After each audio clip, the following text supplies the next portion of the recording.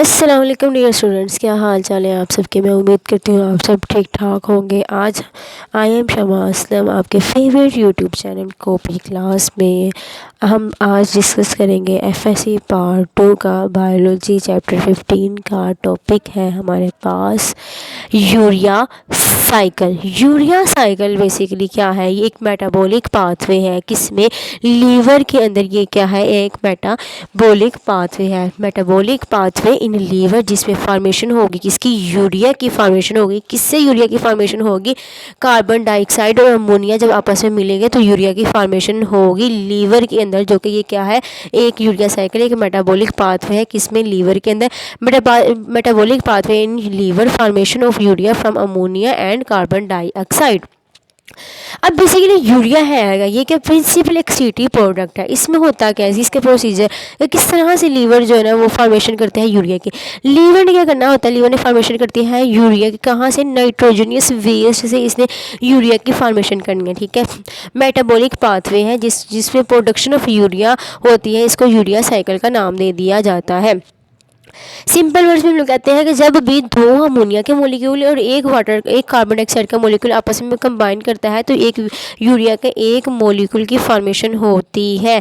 2 ammonia and 1 carbon dioxide molecule combine with each other for the formation of 1 molecule of urea. ठीक है, अब इसका procedure क्या है? फर्स्ट ऑफ ऑल पहले इस प्रोसीजर में होता क्या है, वो ऑर्निथीन जो प्रीवियस साइकिल में यूटिलाइज हो चुकी है वो होनी है, वो मिलेगी किसके साथ? एक अमोनिया और एक कार्बन डाइऑक्साइड के मोलिक्यूल के साथ ऑर्निथीन मिलेगी और इससे सिटोलिन की फॉर्मेशन कर देनी है। ठीक है, उसके बाद में क्या होता है जी, जब सिटोलिन की फॉर्मेशन हो जाती है तो दूसरा जो अमोनिया मोलिक्यूल है ना वो कंबाइन करता है for the formation of arginine, और आर्जिनिन फिर लिट होकर आर्जिनेस में कन्वर्ट हो जाती है और फिर आर्जिनेस से यूरिया की फॉर्मेशन हो जाती है।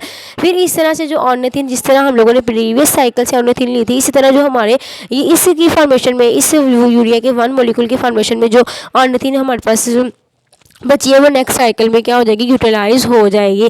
This is the grammatical representation of metabolic pathway of urea cycle. ये देखिए ऑर्निथीन है जो कि प्रीवियस साइकिल से हम लोग यूटिलाइज कर रहे हैं, इसको लिया इसने किसके साथ कंबाइन करना है? इसने अमोनिया और कार्बन डाइऑक्साइड के मोलिक्यूल के साथ कंबाइन करके सिटोलिन की फॉर्मेशन कर देनी है। अब सिटोलिन की जब फॉर्मेशन हो जानी है तो दूसरा second nitrogen of ammonia, ammonia का जो सेकंड वाला नाइट्रोजन है, सेकंड नाइट्रोजन ऑफ अमोनिया वो आ जाएगा। जब उसने आना है, उसने कंबाइन करना है सिटोलिन के साथ, तो आर्जिनिनो सक्सीनेट की फॉर्मेशन हो जानी है। ठीक है, आर्जिनिनो सक्सीनेट ने किस में कन्वर्ट हो जाना है? आर्जिनिन में, और आर्जिनिन से एक आर्जिनेस में, आर्जिनिन से आर्जिनेस बनेगा जिससे यूरिया की फॉर्मेशन हो जाएगी। और फिर हमारे पास जो ऑर्निथीन बचा है ये नेक्स्ट साइकिल में प्रोसीड करेगा। ठीक है, ये बेसिकली सारा जो स्ट्रक्चर है ये एफएससी पार्ट 2 से ही कहीं सिलेबस में, इसलिए इजीली स्टूडेंट्स जो है वो प्रिपेयर कर सकते हैं।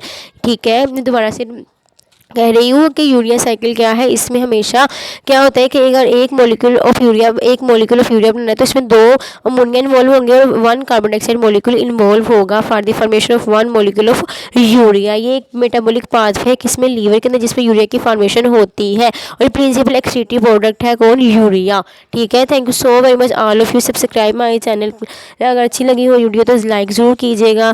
Thank you so very much, अल्लाह हाफिज़।